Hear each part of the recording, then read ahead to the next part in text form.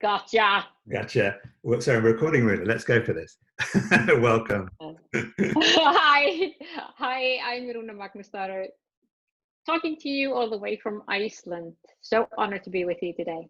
My name is Haines. I'm from the UK, and it's fantastic to be part of the Conscious Parenting Weekend. So I have a question for you. Sounds familiar, this statement? These girls are so girly, and boys will be boys. Yeah. What we've heard just there is us putting people into boxes, saying girls are like this, boys are like this. People are meant to be a certain way.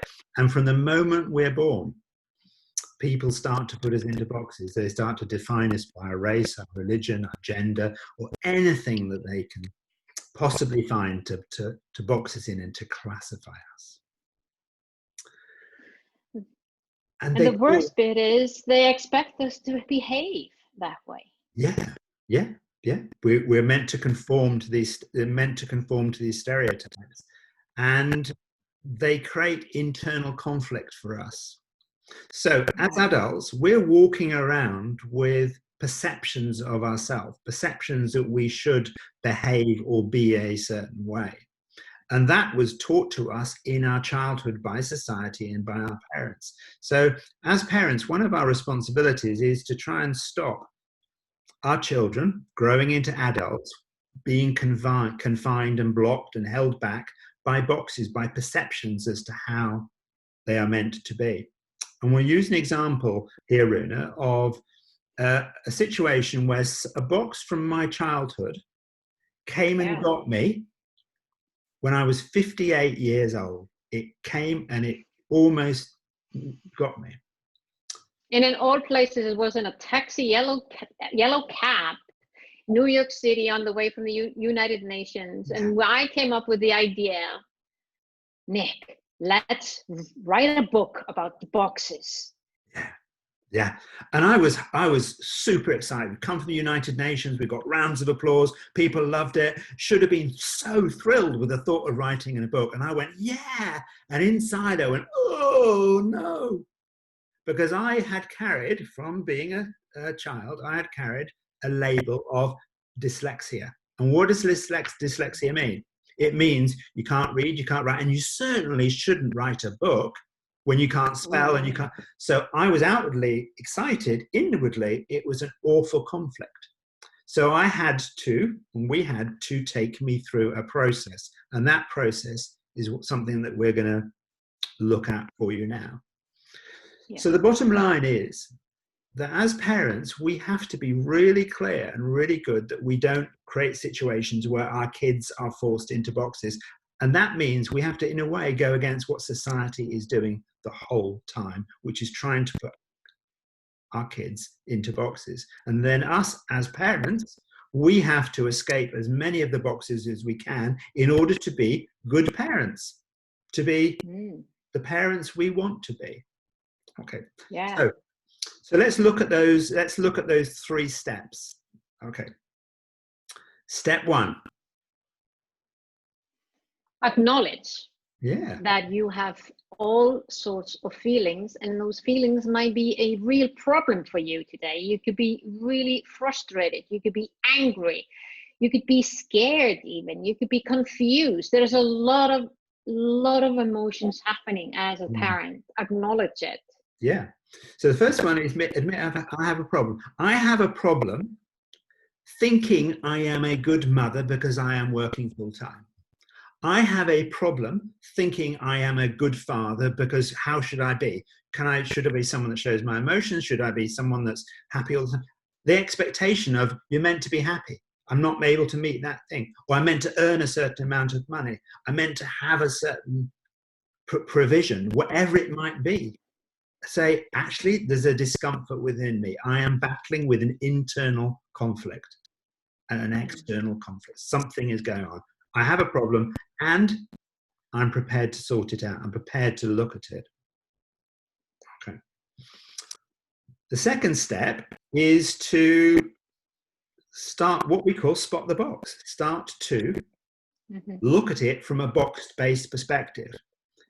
The brilliance of this is that once you've admitted you have a problem and you want to look at it, the easiest way to look at internal conflicts, look at internal voices and dialogue of things that aren't fitting together with you, the best way to look at it is to say, this is a box-based problem, and I'm going to look at this as boxes. So yeah, being able to take a helicopter view of yourself and look at, is this me or is this my parents that I'm putting into the present moment and into the future? Because how many times when we have these problems are we actually hearing our parents' voice coming out of our mouths? Yeah, exactly. Okay, so you admit you have a problem, and I'm prepared to look at, or I admit I have an internal conflict. I want to do something and something is telling me not to, or something is telling me I can't do. First step. Second step, let's break this down into boxes. That's what we did in the taxi. What's wrong with you, Nick? Why don't you want to write the book? Oh, I don't know. Oh, yeah. I know. Because when I was 5, I was teased at school and I couldn't write. Got it. Spot the box.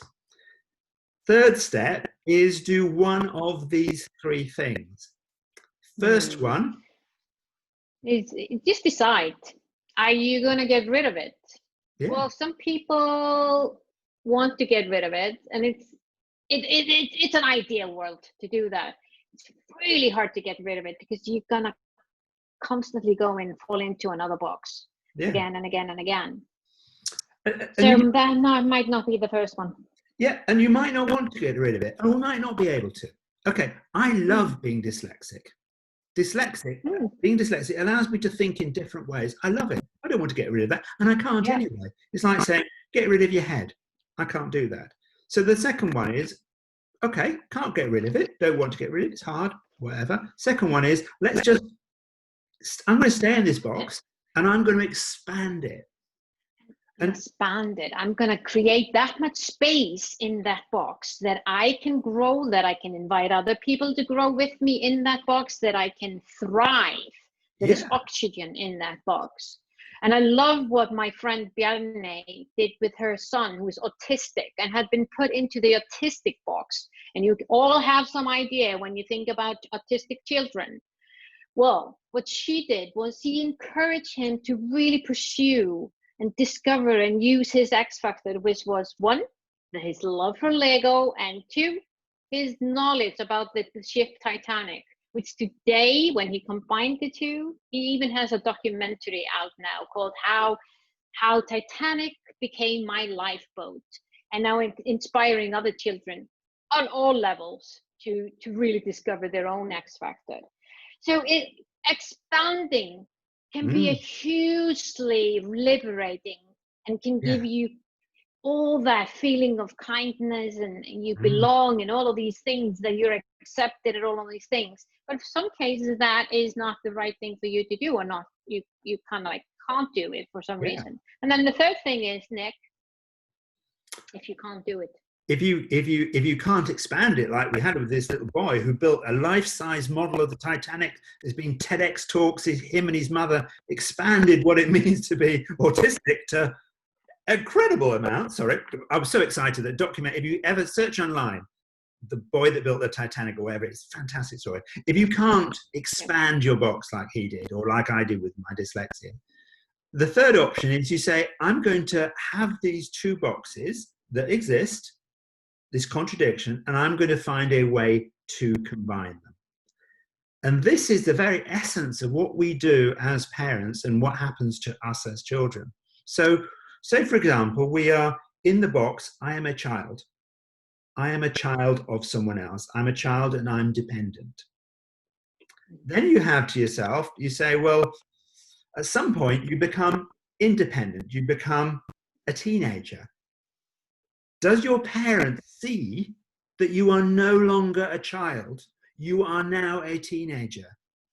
How can those 2 things exist together? Well, maybe we can combine the fact that you are still the parent and they are still the child, but they are also a teenager and they are also independent.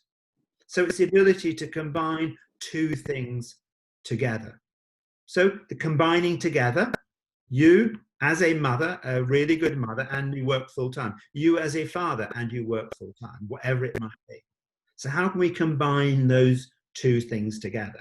Because once you can do that, you don't have the internal conflict. So we worked with a beautiful lady a couple of years ago, and she was having a horrible conflict because her mother expected her to be a certain way. And she said, I'm not that person anymore. I am no longer a 5-year-old. I cannot be told all the time what it is told all the time by you. I'm now an adult. And she had to get out of that box, and the mother had as well. They had to combine them, and it was worked out brilliantly. And she now has a very good relationship with her mother. But it was not a happy situation, was it?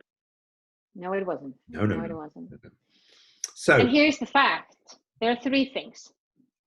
Nick, you want to go over it one more time before we say goodbye? Yeah, let's do that. Three things. Yeah, let's do that. Yeah. 3 things. So first one is say, look, I have a problem and I'm going to prepare to look at it. Number 1. Second one is you say, okay, let's break this down. Let's say what boxes are at play, what internal conflict is going on. Okay, got that. Third step, I've worked it out. There are boxes. Now what do I do with this box? Do I go, chuck it away? Sometimes difficult. Or do I say, I'm going to keep this box, but I'm going to make it so big, I can just breathe and do whatever I want to do.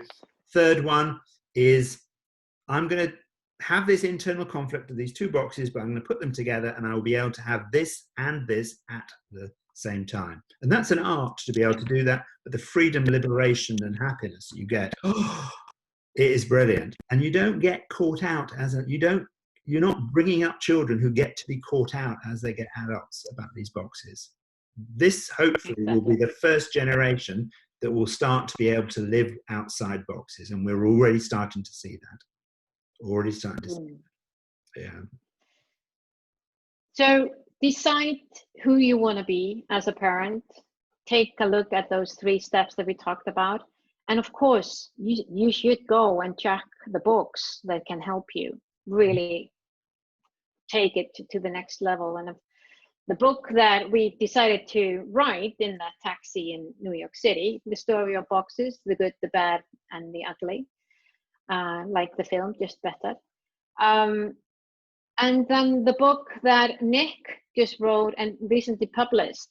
Yeah. Nick, you want to tell them about your fabulous book that has been getting appraisal? Have his first book, Story Boxes, The Good, the Bad, and the Ugly. And once I'm liberated from my dyslexia, bang, within 6-7 months out comes another book called The Art of Kind and Flowing Relationships. And it's all about how do we live together?